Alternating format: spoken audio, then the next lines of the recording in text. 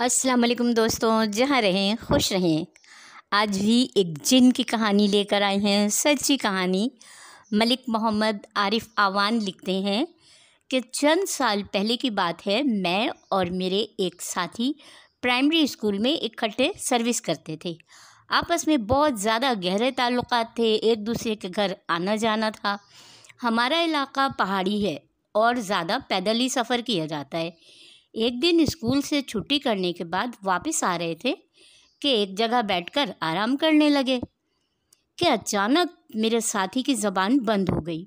वो बोल नहीं सकता था, उसकी आंखों से आंसू जारी थे। रास्ते में एक बुज़ुर्ग की कब्र थी। हम कब्र पर मिठाई लेकर हाजिर हुए और वहाँ पर दुआए खैर की। इस तरह मेरे साथी की ज़बान खुली। उसने रब का शुक्र अदा किया। इसके बाद मेरे साथी को रुपए मिलने शुरू हो गए। कभी 50 रुपये, कभी 100 रुपये, कभी 500 रुपये। एक दिन हम स्कूल में तदरीसी फ़राइज़ अंजाम दे रहे थे कि मेरे साथी को अचानक दौरे पड़ने शुरू हो गए। उसको एक चारपाई पर लिटाया गया। हमारे सवाल करने पर उसके अंदर से एक जिन बोलना शुरू हो गया। अब जिन और दूसरे सवाल करने वाले का सवाल वो आपको बताते हैं।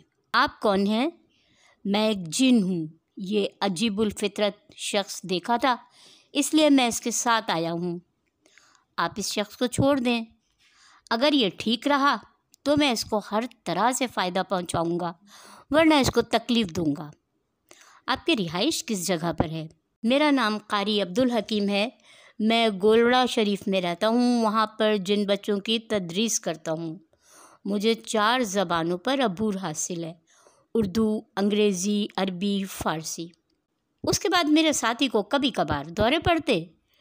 जिन ने हमें पाबंद कर दिया कि इदारे में ज़ोहर की नमाज का बाजमात पाबंदी से इत्माम किया जाए। कभी कभार मैं भी आकर नमाज़ पढ़ा लिया करूँगा। चुनांचे हमने नमाज का बाकायदगी से इत्माम किया। कभी कभी वो जिन भी हमें नमाज पढ़ाता था।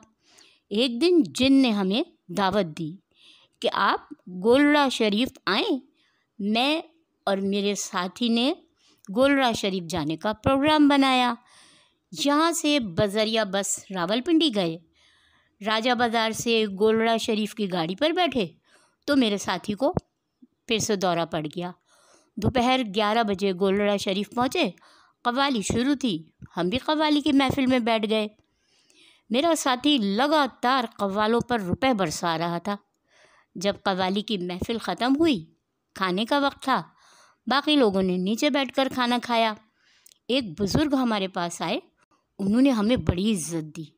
इज़्ज़त से हमें एक चारपाई पर बिठाया, वहाँ ही खाना खिलाया, वहाँ ही खाना ला कर दिया और बड़ी इज़्ज़त से हमें खाना खिलाने के बाद रुख़सत किया।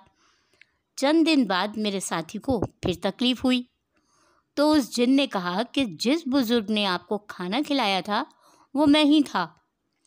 एक दिन मैं अपने साथी के घर पर था। रात को खाना खाने के बाद मेरे साथी ने कहा कि मैं आज उस जिन के साथ मुकाबला करूँगा। मैंने उसे मना किया कि ये तुम्हारे बस में नहीं, लेकिन वो ना माना। एक छड़ी लेकर घर के साथ एक कब्रिस्तान पर चला गया। तकरीबन 20 मिनट बाद वापस आया। उसके मुंह और नाक से खून बह रहा था और उसके बाद वो जिन मेरे साथी को छोड़कर चला गया।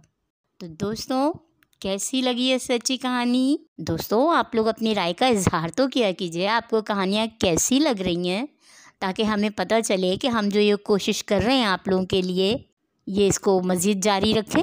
ओके दोस्तों, अल्लाह हाफिज़।